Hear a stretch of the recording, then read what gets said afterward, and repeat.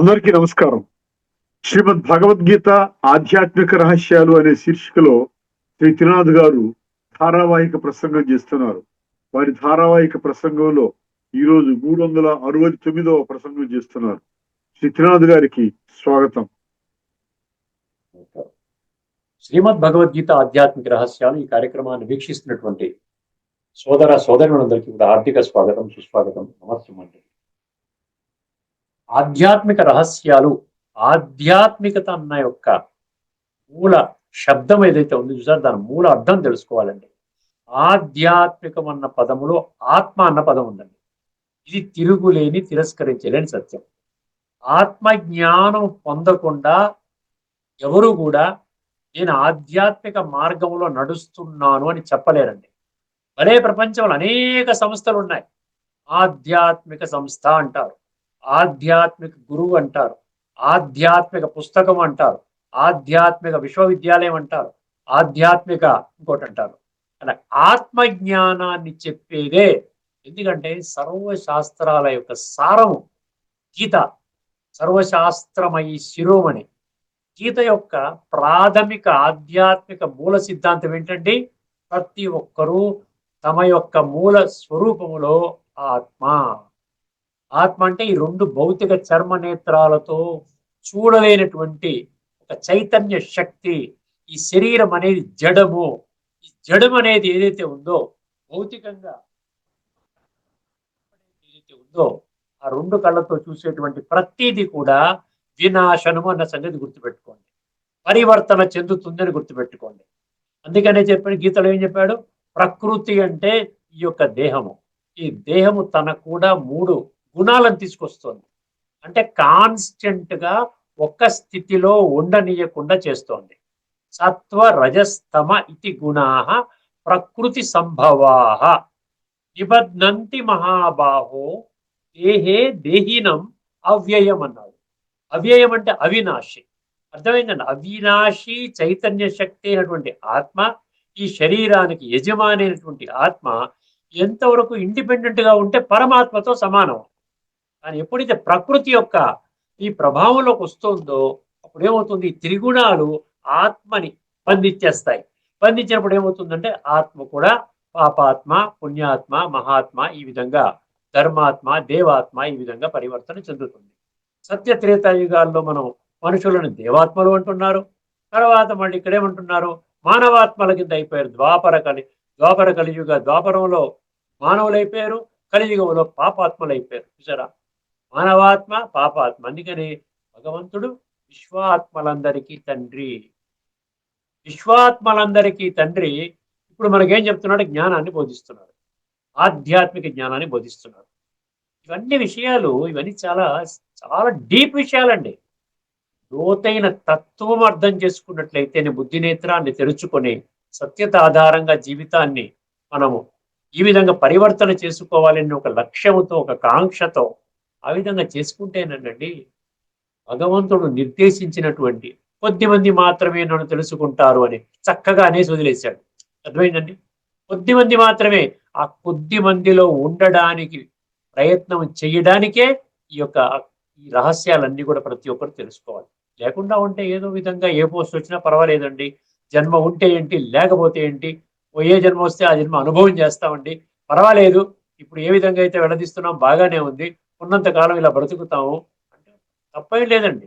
వాళ్ళు ఈ యొక్క చిన్న సర్కిల్లోకి రాలేరు అన్నమాట. మనుషుల వేల కొలది మనుషులలో ఒకానొకడు ప్రయత్నం చేస్తాడు. అట్లా ప్రయత్నం చేసిన అనేకులలో ఒకానొకడు తెలుసుకుంటాడు.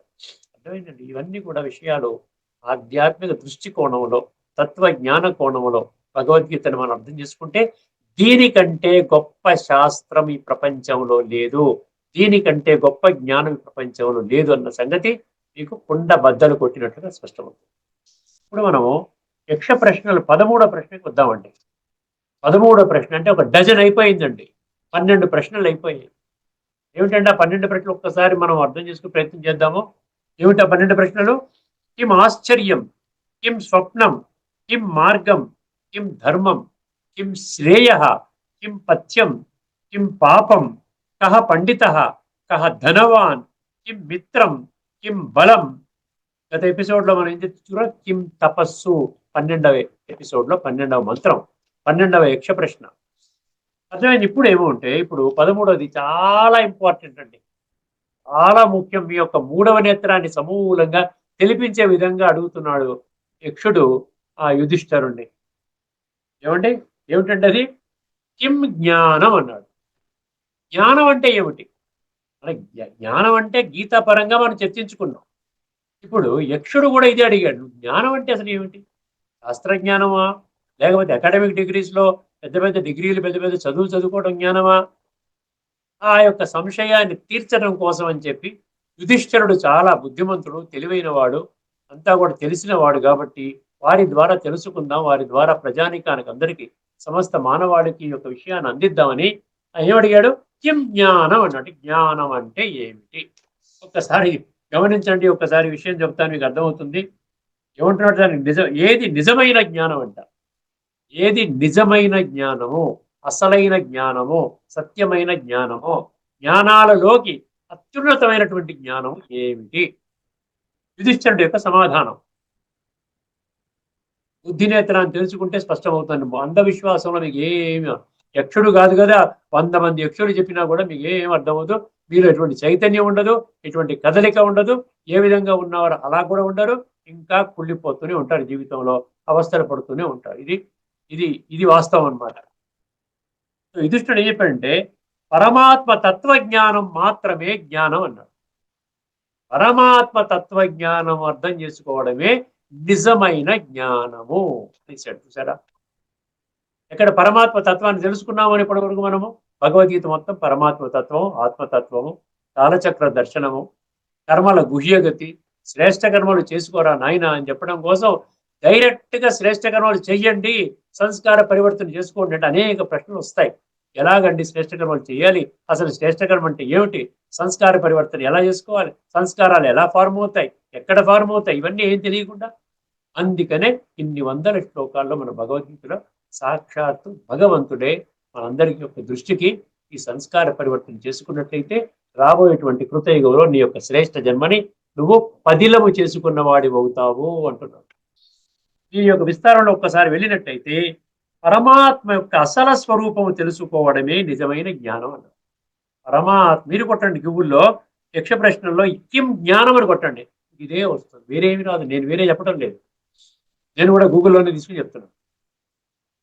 ఏమంటున్నాడు? పరమాత్మ యొక్క అసలు స్వరూపం తెలుసుకోవడమే నిజమైన జ్ఞానము. పరమాత్మ గురించి తెలుసుకోకుండా మీరు ఏదో జ్ఞానవంతులు అనుకుంటే మీరు పరమ అజ్ఞానులు అని గీతలోని 13వ అధ్యాయంలో 11వ శ్లోకంలో మనకి నిర్ద్వంద్వముగా ఖచ్చితమైనటువంటి ఆ విధంగా చెప్తుందన్నమాట. పరమాత్మ యొక్క అసలు స్వరూపం తెలుసుకోవడమే నిజమైన జ్ఞానము. గ్రంథాలు చదవడము, చూసారా, శాస్త్రాలు బాగా చదువుకున్నామంటే మాకు శాస్త్రజ్ఞానం అంతా ఉంది, మీరు ఏ శాస్త్రం అడిగితే ఆ శాస్త్రం కంటో బట్టి టకటకటక చెప్పేస్తాం మీకు, అది జ్ఞానం కాదంట. శాస్త్రాలు చదవడము, గ్రంథాలు చదవడము, విషయాలు తెలుసుకోవడము.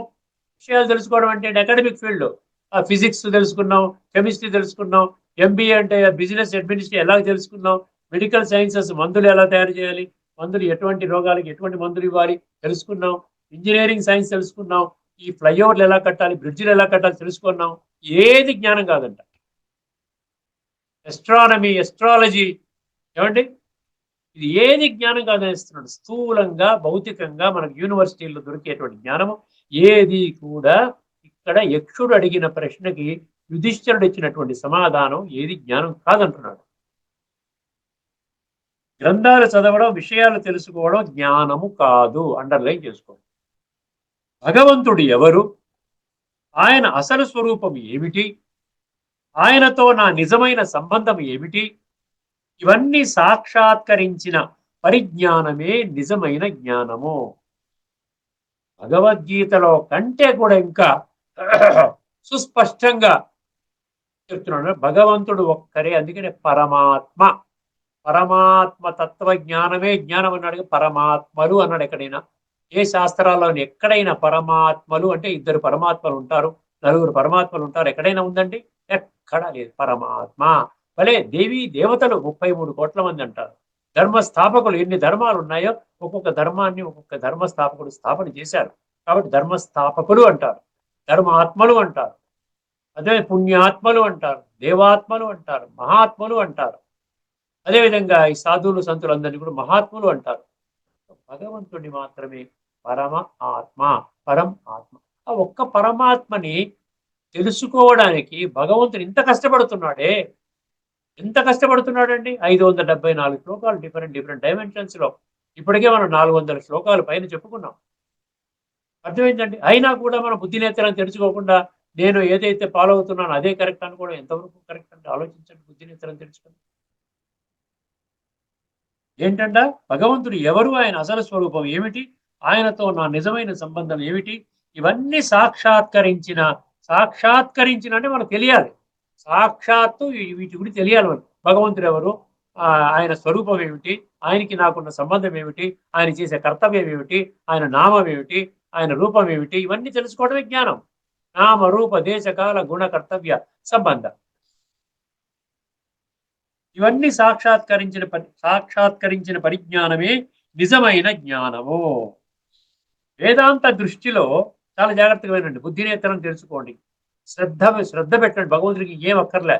మీరు భగవంతుడికి అవసరమైంది ఆయన కోరుకున్నది ఇవ్వడం తప్ప అన్ని ఇస్తాం. అందువల్లనే మన ప్రపంచం ఎలా దిగజారిపోతుంది. భక్తి పెరగడం ఏమిటి, ప్రపంచం దిగజారడం ఏంటండి? ఎక్కడైనా భక్తి అంతా తప్పుడు మార్గంలో వెళ్తున్నట్టుగా అనిపిస్తుంది. వైపున అందరూ కూడా భగవంతుడా భగవంతుడా అంటున్నారు. రకరకాల పూజలు, పునస్కారాలు, యజ్ఞాలు, యాగాలు, జపాలు, తపాలు, నవ్వులు, వ్రతాలు వగేరా వగేరా వగేరా. ఎంత మంచితనం పెరగాల వద్దా చెప్పండి? భగవంతుడు అంటే నేను మంచివాడిని చెప్పాడా, నేను చెత్తవాడిని చెప్పాడా? విషయ వికారాల వలయంలో నేను కూరుకుపోయి ఉంటే మిమ్మల్ని ఎలా బాగు చేస్తాను నేను? పతిత పావన అంటే నేను తప్ప ఇంకెవరున్నారు? పరమాత్మ ఎప్పటికీ ఆత్మస్వరూపంలో ఉంటాను. పరమ పావనుణ్ణి, ఎప్పుడు త్రిగుణాతీత స్థితిలో ఉంటాను. నేను ఆ విధంగా అప్ అండ్ డౌన్ అయ్యేటువంటి భగవంతుని కాదు, నేను ఒక్కనే భగవంతుని. జాగ్రత్తగా వినండి. వేదాంత దృష్టిలో జ్ఞానాన్ని రెండు భాగాలుగా చెప్తారంట. వేదాంత దృష్టి ఒకటి అపరా విద్య, అపరాజ్ఞానం, అపరా విద్య. రెండు పరావిద్య అంట. వేదాంత దృష్టిలో అంటే ఉపనిషత్తులు. వేదాంతం అంటే వేదాల యొక్క అంతిమ ఎసెన్స్, వేదాల యొక్క ఎసెన్స్ ఉపనిషత్తు, ఉపనిషత్తుల ఎసెన్స్ భగవద్గీత. సో వేదాంతం అంటే ఉపనిషత్తులు ఏం చెప్పిందంట? జ్ఞానాన్ని రెండు భాగాలు. అపరావిద్య అంటే ఏంటంటే, అపరావిద్య అంటే ఫిజికల్ అండి. మనం కూడా గీతలో మనం చదువుకున్నాం. అపరా ప్రకృతి, పరా ప్రకృతి అని చదువుకున్నాం. పరా ప్రకృతి అంటే చైతన్యము, అంటే ఆత్మ. అపరా ప్రకృతి అంటే జడము, అంటే వినాశి శరీరము. లేకపోతే ఇది ఈజీ అండి. ఒక్కసారి బుద్ధి నేత్రాన్ని తెలుసుకొని నేను గట్టిగా పరమాత్మ తెలుసుకుంటాను, పరమాత్మ జ్ఞానంతో నా జీవితాన్ని సమూలంగా పరివర్తన చేసుకుంటానంటే ప్రపంచంలో ఏ శక్తి మిమ్మల్ని ఆపలేదండి. ఆపుకున్నారంటే మిమ్మల్ని మీరే ఆపుకుంటున్నారు తప్ప, అది గుర్తుపెట్టుకోండి. మిమ్మల్ని మీరే ఆపుకుంటున్నారు తప్ప ఏది ఆపడం లేదు. భగవంతుడు మీ బుద్ధి నేత్రాన్ని తెరిపిస్తున్నాడు. వెళ్ళవయ్యా, ముందుకు వెళ్ళవయ్యా. శారీరక బలం కాదు, శారీరక జ్ఞానం కాదు, ఈ అపరా జ్ఞానం కాదు కావాల్సింది. పరాప్రకృతి యొక్క జ్ఞానం కావాలి అంటే ఆత్మవిద్య కావాలి అంటున్నాడు. వేదాంత దృష్టిలో జ్ఞానాన్ని రెండు భాగాలు చెప్పాను కదా. అపరా విద్య అంటే బాహ్య విద్యలు, అంటే శాస్త్రాలు, కళలు. ఇదంతా కూడా లోక జ్ఞానం. అంటే ఒక్క జన్మకి సరిపడా జ్ఞానం. ఈ ఒక్క జన్మలోనే మీ జీవితంలో కాస్త ఎదుగుదలకి తోడ్పడుతుంది. ఒక్క జన్మలో కాస్త ఎదుగుదలకి తోడ్పడుతుంది. అంతే తప్ప ఆత్మజ్ఞానం లేదు అందులో. లోక జ్ఞానంలో ఆత్మజ్ఞానం లేదు, పరమాత్మ జ్ఞానం లేదు, సృష్టి చక్ర జ్ఞానం లేదు, కర్మల గుహ్యగతి లేదు. నిజంగా కర్మల గుహ్యగతి తెలిస్తేనండి ప్రపంచంలో ఏ ఒక్కడు పాపకర్మ చేయడండి, ఏ ఒక్కడు తప్పుడు కర్మ చేయడు. ఈ రోజున ప్రపంచం అంతా విశృంఖలంగా, నిర్లజ్జగా, నిస్సుగ్గుగా పాపాలు చేస్తున్నారు అంటే ఆత్మజ్ఞానం యొక్క లేమి. వినండి, జాగ్రత్తగా వినండి. అపరా విద్య అంటే బాహ్య విద్యలు, శాస్త్రాలు, కళలు, లోక జ్ఞానం అన్నాడు. పరావిద్య అంటే చైతన్యం అన్నాడు. పరబ్రహ్మ తత్వాన్ని, పరమాత్మ సత్యాన్ని తెలుసుకునే జ్ఞానము. ముండక ఉపనిషత్తులో ఒకటి చెప్తున్నాడు. ముండక ఉపనిషత్తు 1.1.4-5 1.1.4-5 అంటే 4-5 మంత్రాలు అనమాట. అక్కడ ఆ ముండక ఉపనిషత్తులు ఏం చెప్తుందంట? అన్ని వేదాలు, శాస్త్రాలు, కర్మకాండలు అపరావిద్య కిందకు వస్తాయి. అంటే ఒక జన్మకి పనికొచ్చే విద్యను ఇస్తాయి. అర్థమైంది? వేదాల గురించి కూడా మనం 20 శ్లోకాల్లో ఉన్న రిఫరెన్సెస్ మనం చెప్పుకున్నాం. 20 ఎపిసోడ్స్ లో చెప్పుకున్నాం. అన్ని వేదాలు, శాస్త్రాలు, కర్మకాండలు అపరావిద్య కానీ యయా అక్షరం అధిగమ్యతే, యయా అక్షరం అధిగమ్యతే, అవినాశి పరబ్రహ్మను తెలుసుకునే అదే పరావిద్య, నిజమైన జ్ఞానము. ఉండక ఉపనిషత్తు 1.1.4-5 ఎందుకు ఇస్తున్నానంటే, ఈ నంబర్లు ఎందుకు ఇస్తున్నానంటే మీరు చెక్ చేసుకుంటారండి. నేనేదో రాంగ్ రూట్ లో తీసుకెళ్తున్నాను అన్న భ్రమ నుండి బయటకు వస్తారని నేను ఇస్తున్నానండి. ప్రతి దానికి నేను రిఫరెన్స్ ఇస్తాను, ఫ్యూచర్ లో కూడా నేను ఇస్తాను. ఎక్కడా కూడా నేను ఏదో మిమ్మల్ని దాచేసుకుని ఏదో చెప్తున్నానండి, మీరు ఏదో ఒక డైరెక్షన్ లో తీసుకుపోతున్నారు మనందరినీ కూడా. మీరు ఏ డైరెక్షన్ లోనో, ఏ డైరెక్షన్ లేకుండా ఉన్నారు. ఏ డైరెక్షన్ లేదు, కేవలం వండుకోవడం, తినడం, త్రాగడం, ఉద్యోగం చేసుకోవడం, డబ్బు సంపాదించుకోవడం, పరివారాన్ని చూసుకోవడం, ఆ విధంగా పిచ్చాపాటి కాలక్షేపం చేసుకోవడం, పడుకోవడం తప్ప ఇంకోటి ఏమి చేయటం లేదు. అందుకనే భగవంతుడు ఏం చెప్తున్నాడు ఆయన, ఇవన్నీ ఉపనిషత్తులు ఇదే చెప్పాయి, భగవద్గీత ఇదే చెప్పింది, వేదాంతం అంటే ఇది చెప్పింది, వేదాలు కూడా ఇదే చెప్పాయి. గీతలో ఉన్నాయి, మన గీతలో రెఫరెన్స్ కూడా చెప్తాను మీకు. ఏ అక్షరం, అక్షరం అంటే అక్షర పరబ్రహ్మ, అక్షర పరబ్రహ్మ యోగం 8వ అధ్యాయం పేరేం పెట్టాడు, అక్షరము. అక్షరం అంటే క్షరము కానిది, క్షరము అంటే వినాశనము కానిది, అంటే అవినాశి తత్వము. అందుకని చూస్తే చిన్నపిల్లలకి అక్షరాభ్యాసం అంటారు చూసారా, ఎక్కడో మన బాసర సరస్వతి దేవాలయం తీసుకుని వెళ్తారు. అక్షరాభ్యాసం ఎందుకంటారు అక్కడ? అక్షరాభ్యాసం అంటే ఊరికే ఆలు రాయించడం కాదు అక్కడ. అక్షర అంటే పరమాత్మ యొక్క జ్ఞానాన్ని, పరమాత్మ యొక్క స్మృతిలో ఆ విధంగా పిల్లవాడికి కూడా కాస్త భగవంతుని యొక్క స్మృతి ఇప్పించే విధానం అనమాట. అక్షర అంటే క్షరము కానిది. అర్థమైందండి? ఇక్కడేమంటున్నాడు, అవినాశి పరబ్రహ్మను తెలుసుకునే అదే పరావిద్య, నిజమైన జ్ఞానము, విషయ జ్ఞానము. చూడండి, ఇంకా జాగ్రత్త వినండి, కొన్ని రాసుకున్నాను, ముఖ్యమైన పాయింట్స్ రాసుకున్నాను. విషయ జ్ఞానము, కర్మ జ్ఞానము, వాగ్వివాద జ్ఞానం అంటే ఊరికి ఆర్గ్యుమెంట్స్. మీరు చెప్పింది తప్పండి, నేను చెప్పింది కరెక్ట్, మా ఆర్గ్యుమెంట్స్ అసలు వద్దని అంటాడు భగవంతుడు. ఆర్గ్యుమెంట్స్ లోకి వెళ్ళకండి. ఎవరికి ఇష్టం లేదంటే 4 రకాల వాళ్ళకి ఇష్టం లేదు చెప్పాడు కదా భగవంతుడు, చెప్పాడు కదా, వీళ్ళకి ఎవరికి చెప్పకండి అన్నాడు కదా. ఏం చెప్పాడండి? 18వ అధ్యాయంలో 69వ శ్లోకంలో ఏం చెప్పాడు? 4 రకాల వాళ్ళకి చెప్పొద్దని చెప్పాడు కదా. అలాంటప్పుడు మేము ఎందుకు వాగ్వివాదాలకు వెళ్తామండి? ఇదంతే నా తపస్కాయ, ఇదంతే నా అతపస్కాయ, ఇదంతే నా తపస్కాయ, నా భక్తాయ, నా అభక్తాయ, కదాచన నచా శుశ్రూషవే వాచ్యం నచమామ్యో అభ్యసూయతి. నా యొక్క జ్ఞానానికి అభ్యంతరం పెట్టే వాళ్ళకి చెప్పకండి. ఎందుకంటే 7-3లో లేరు వాళ్ళు. 7-3 బయట ఉన్న వాళ్ళతో మీకేం పని? 7-3లోకి వద్దామన్నవాడు కరెక్ట్ ప్రశ్నలు వేస్తాడు. ఏమండి కరెక్ట్గా ఇక్కడ ఒక చిన్న డౌట్ ఉందని చెప్తాం మేము. అర్థమైందండి? 7-3 బయట ఉన్న వాళ్ళు ఏంది, వాళ్ళు ఆర్గ్యుమెంట్ చేసుకుంటూ ఉంటారు. లేదండి మీరు చెప్పింది అంత తప్పు అంటే మేము ఒప్పుకుంటాం. ఓకే, మేము చెప్పింది తప్పు, మీరు మంచి మార్గాలు వెళ్ళండి, ఎవరు కాదన్నారు? అతపస్కాయ అభక్తాయ నచ అశుశ్రూషవే అంటే నేను వినను బాబు ఏంటుంటే, నచా శుశ్రూషవే వాచ్యం నచమామ్యో అభ్యసూయిత, అభ్యంతరం పెట్టేవాడు ఈ నలుగురికి కూడా మీరు చెప్పకండి అన్నాడు కదా.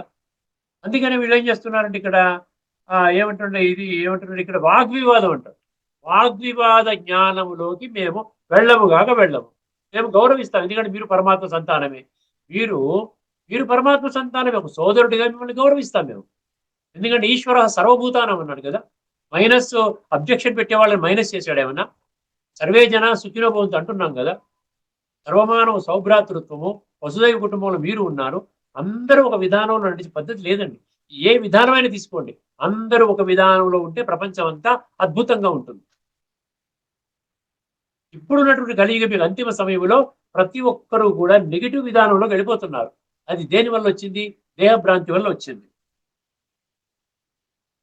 విషయ జ్ఞానం, కర్మజ్ఞానం, వాగ్వివాద జ్ఞానం కాదే నిజమైన జ్ఞానం. పరమాత్మ తత్వం తెలిసి ఆయనతో ఏమన్నాడు? జీవాత్మ సంబంధాన్ని అనుభవించడమే. జీవాత్మ పరమాత్మ, ఆత్మ పరమాత్మ సంబంధాన్ని అనుభవం చేయడమే నిజమైన, ఎన్నిసార్లు చెప్పాడు? నిజమైన జ్ఞానం, నిజమైన జ్ఞానం, నిజమైన జ్ఞానం. మిగతా అంతా అసత్యం. అసత్యంలో ఉన్నాం కాబట్టి అసతోమా సద్గమయ అని మనం ప్రార్థన చేశాం. దానికి ఆన్సరే భగవంతుడు ఇస్తున్నప్పుడు మనం దాన్ని తీసుకోకపోతే నిజంగా ఏంటంటే మీకు మతిపోయిందా? మీరు అడిగిన ప్రశ్నకి నేను సమాధానం చెప్తుంటే మీరు అర్థం చేసుకోరేంటి? ఏ విధంలో ఉన్నారు మీరు అని భగవంతుడు అనుకునే విధానం ఆ విధంగా అనుకోవాల్సి వస్తుంది కదా. ఇప్పుడు నేను ఒక్కసారి మిమ్మల్ని గీతలో 13:2 ఏం చెప్పింది? క్షేత్రజ్ఞం చాపి మాం విద్ధి సర్వ క్షేత్రేషు భారత క్షేత్ర చాలా జాగ్రత్తగా ఉండి క్షేత్రజ్ఞయో జ్ఞానం యత్తత్ జ్ఞానం మతం మమ. మతం మమ అంటే నా మతం ప్రకారంగా. మతం అంటే ఏంటి? శ్రీమతము. శ్రీమద్ భగవద్గీతలో మొదటి పదం శ్రీమతము. సో నా శ్రీమతం ప్రకారంగా అంటే నా యొక్క నిర్వచనం ప్రకారంగా జ్ఞానము అంటే ఏమిటి? క్షేత్రము, క్షేత్రజ్ఞుడు. ఈ రెండిటి యొక్క నిర్వచనాన్ని, వ్యవస్థలని, ఆ రెండింటి మధ్య ఉన్న భేదాన్ని తెలుసుకోవడమే జ్ఞానము. క్షేత్రజ్ఞయో జ్ఞానం యత్తత్ జ్ఞానం మతం మమ. అంటే నేను ఆత్మని, ఈ శరీరము నాది. ఇది అవినాశి, ఇది వినాశి. ఇది యజమాని, ఆత్మ శరీరానికి యజమాని. ఇది వజ్రము, ఇది పెట్టి మాత్రమే. ఈ విషయం తెలుసుకోవడమే జ్ఞానము అంటున్నాడు భగవంతుడు. తర్వాత 13వ అధ్యాయంలో 11వ శ్లోకంలో ఏం చెప్పాడు? అధ్యాత్మ జ్ఞాన నిత్యత్వం తత్వజ్ఞానార్థ దర్శనం ఏతజ్ఞానమితి ప్రోక్తం అజ్ఞానం యదతో అన్యదా. మిగతా అంతా అజ్ఞానం ఏంటంటే చూడండి, ఎంత చక్కగా చెప్పాడు భగవంతుడు నిర్వచనం. చూడండి, అజ్ఞానం ఏంటో చెప్పడం లేదు, జ్ఞానం ఏంటో చెప్పి మిగతాదంతా అజ్ఞానమేనయ్యా అన్నాడు. జ్ఞానం అంటే ఏంటన్నాడు? అధ్యాత్మ జ్ఞానము. అధ్యాత్మ జ్ఞానం అంటే 4 వస్తాయి. ఒకటి నేనెవరిని, ఆత్మజ్ఞానం. ఒకటి నా ఆధ్యాత్మిక కోణంలో నా తండ్రి ఎవరు, పరమాత్మ జ్ఞానం. మూడవది ఏంటంటే కాలచక్ర జ్ఞానము. సృష్టి చక్రం మనం చాలాసార్లు పిక్చర్ కూడా చూపించుకున్నాం. ఈ కాలచక్ర జ్ఞానం అంటే కాలచక్రంలో సత్య, త్రేత, ద్వాపర, కలి అనబడేటువంటి 4 యుగాలలో ఏ విధంగా ఆత్మ పరిభ్రమిస్తుంది, ఎక్కడ భగవంతుడు వచ్చి రిపేర్ చేస్తాడు, ఆ సంగమ యుగం ఒక చిన్న యుగాన్ని స్థాపన చేసి అక్కడ దాన్ని ఆత్మలలో ఉన్న కుళ్ళుని కడిగేటువంటి విధానమే రాజయోగ విధానం ద్వారా ఆ విధంగా చేస్తున్నాడు. సో ఈ విధంగా సృష్టి చక్ర జ్ఞానము, ఆత్మ పరమాత్మ సృష్టి చక్ర జ్ఞానము. 4వది కర్మ సిద్ధాంతం. కర్మల గుహ్యగతి అంటాడు. కర్మణో హి అపి బోద్ధవ్యం చ వికర్మణ అకర్మణశ్చ బోద్ధవ్యం గహనా కర్మణో గతి అంటాడే. గహనా అంటే అతి లోతైనదిరా నాయనా. నువ్వు ఎందుకు ఈ రోజున పాపాలు చేస్తున్నావు, అందరిని మోసం చేస్తున్నావు, దుఃఖ పెడుతున్నావు, ఏదో విధంగా కల్తీలు చేస్తున్నావు, ఆహార కల్తీలు, మందుల కల్తీలు, ఆ కల్తీలు అన్ని చేసుకుంటూ ఏదో కోట్లు సంపాదించుకుని ఏదో పెద్ద బంగళా కట్టుకున్నావు, ఏదో పెద్ద వాహనాలు కొనుక్కున్నావు కాదు నాయనా. నువ్వు నీ యొక్క గోయిలో నీ గోతిని నువ్వే తవ్వుకొని నీవే పడబోతున్నావు అనే సంగతి భగవంతుడు మనకు చెప్తున్నాడు. కర్మల గుహ్యగతి అది చెప్తుంది అన్నమాట. ఎవడు చేసిన కర్మ వాడు అనుభవించాలి, ఎవడు తీసిన గోతిలో వాడే పడాలి. ఇది ఆధ్యాత్మిక జ్ఞానం యొక్క నిర్వచనం భగవద్గీతలో ఇంత స్పష్టంగా ఎన్నో వందల శ్లోకాల ద్వారా మనం చర్చించుకున్నాం. అంటే ఏం చెప్తుంది? నేను ఆత్మ, ఇది నా శరీరం అనేది ఆత్మజ్ఞానం. అదే ఆధ్యాత్మిక జ్ఞానం. జ్ఞానం అంటే ఆధ్యాత్మిక జ్ఞానం. అందుకనే పరమాత్మ తత్వజ్ఞానమే జ్ఞానమని యుధిష్ఠిరుడు కూడా చెప్పాడు. ఇది మన యక్షుడికి. ఎందుకు ఇప్పుడు విషయం ఒకటి లాస్ట్ లో కంక్లూడ్ చేసే ముందర, ఈ యక్ష ప్రశ్నలు కంక్లూడ్ చేసే ముందర చర్చని, అసలు పరమాత్మని ఎందుకు తెలుసుకోవాలి గుర్తుపెట్టుకోవాలి. పరమాత్మ తెలుసుకోకుండా ఉంటే నడవదా? కేవలం ఆత్మను తెలుసుకుంటే సరిపోతుందా? పరమాత్మ అవసరమా? దానికి అద్భుతంగా చెప్తున్నాడు. ఎందుకు పరమాత్మ తత్వజ్ఞానము అది నిజమైన జ్ఞానం అని ఎందుకు అన్నాడు అంటే, కారణము చాలా సులభము కానీ లోతైనది అంటున్నాడు. చాలా సులభం అంట కానీ లోతైనదంట. వెరీ డీప్ లోకి వెళ్ళాలంటే బుద్ధినేత్రం తెలుసుకుంటే కానీ ఆ లోతు మనకు అర్థం కాదు. ఏమంటున్నాడు? పరమాత్మ యొక్క ఉనికి తెలియకపోతే, పరమాత్మ యొక్క సత్యమైన పరిచయం అర్థం కాకపోతే, పరమాత్మ యొక్క నామ రూప దేశ కాల గుణ కర్తవ్య సంబంధం అర్థం కాకపోతే ఆత్మ ఎవరిని ఆశ్రయించాలి అంటున్నాడు. బట్టి ఆత్మ పాడైపోయి ఉంది కదా. ఇప్పుడు ఆత్మ ఏ ఆశ్రయాన్ని తీసుకుంటే వాళ్ళు ఏమంటాడు అక్కడ? సర్వధర్మాన్ని పరిత్యజ్య మామేకం శరణం అన్నాడు కదా. మరి మామేకం శరణం అంటే ఏకం కూడా తెలుసుకోవాలి కదా, లేకపోతే ఎలాగా? లేకపోతే ఆత్మ వరకు తెలుసుకున్నాను ఆత్మ ఇండిపెండెంట్ గా కుళ్ళు పోదండి. ఆత్మ ఈ పరమాత్మతో ఆ కనెక్షన్ జోడిస్తే అప్పుడు పరమాత్మ గుణాలు శక్తులు ఆత్మలో నిండితే అప్పుడు ఆ కుళ్ళు పోతుంది. అందుకని ఏమన్నాడు ఇక్కడ? క్వశ్చన్ ఇచ్చాడు, ఆత్మ ఎవరిని ఆశ్రయించాలి, ఎవరితో సంబంధం పెట్టుకోవాలి, ఈ విషయం తెలియదంట ఎప్పుడు అందుకనే పరమాత్మ తత్వజ్ఞానమే శ్రేష్టము అంటే పరమాత్మ యొక్క ఉనికిని తెలిసినప్పుడు ఆత్మకు స్థిరమైన ఆధారము లభిస్తుంది. ఈ కారణంగా పరమాత్మ తత్వజ్ఞానాన్ని తెలుసుకోవడమే నిజమైన జ్ఞానము. ఇప్పుడు మనం ఉపనిషత్తుల్లో మీకు శ్వేతాశ్వతర ఉపనిషత్తు ఉంది. ఉందనుకుంటున్నాను. ఒక 10 నిమిషాల్లో నేను ఇది చెప్పడానికి ప్రయత్నం చేస్తాను. లేకపోతే ఇక్కడ ముగించేసుకొని తదుపరి ఎపిసోడ్లో మీకు ఉపనిషత్తు చెప్తాను. ఎందుకంటే ఇక్కడ జ్ఞానం అన్న విషయం వచ్చింది కదా, కిం జ్ఞానం అన్నాడు.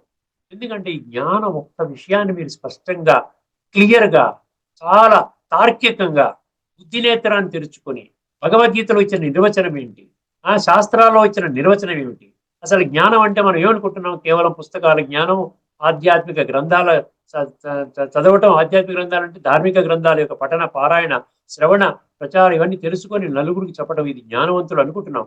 కానీ అటువంటి వాళ్ళు ఆచరణలో ఫోకస్ చేయనటువంటి వాళ్ళు కేవలము కేవలము నేను ఓన్లీ ఇన్ఫర్మేషన్ తెలుసుకోవడం మాత్రమే నా జీవితాన్ని అంకితం చేశాను అనుకున్నటువంటి వాళ్ళు ఎవరు కూడా జ్ఞానులు కాదు అన్న విషయాన్ని భగవద్గీతలో భగవంతుడు స్పష్టం చేసిన విధముగా యక్షుడు అనేటువంటి గంధర్వుడు కూడా అడిగినటువంటి ప్రశ్నకి యుధిష్ఠిరుడు కూడా ఏం చెప్తున్నాడు, పరమాత్మ తత్వజ్ఞానం మాత్రమే జ్ఞానము.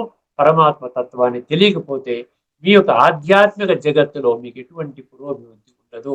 ఈ సంస్కారాలను ఏ విధంగా కూడా మార్చుకోలేరు. అంటే ఆధ్యాత్మిక జ్ఞానం లేనటువంటి వాళ్ళు అతి త్వరలో భగవంతుడిచే స్వయముగా స్థాపన చేయబడుతున్న ఈ సత్య త్రేతాయుగాలనబడేటువంటి కాలచక్రము, నూతన కాలచక్రం ఆరంభము కాబోతున్నది.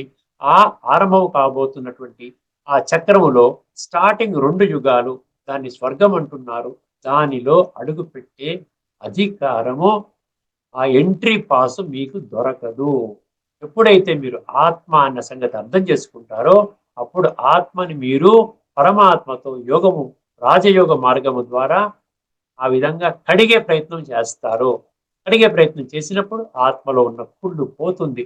జన్మ జన్మలుగా మనుషులు చేసిన నీచ నికృష్ట భ్రష్ట దుష్ట పాప కర్మల ఫలితముగా ఏర్పడిన తమో ప్రధాన సంస్కారాలు, ఆ సంస్కారాలని రాజయోగ ప్రక్రియ ద్వారా మనము సాత్వికంగా సాత్విక ప్రధానంగా తయారు చేసుకునే ప్రక్రియనే ఈ విధంగా చేసినట్లయితేనే గీతలో 14వ అధ్యాయంలోని 14వ శ్లోకము, 14వ అధ్యాయంలోని 15వ శ్లోకంలో చాలా స్పష్టంగా చెప్పాడు.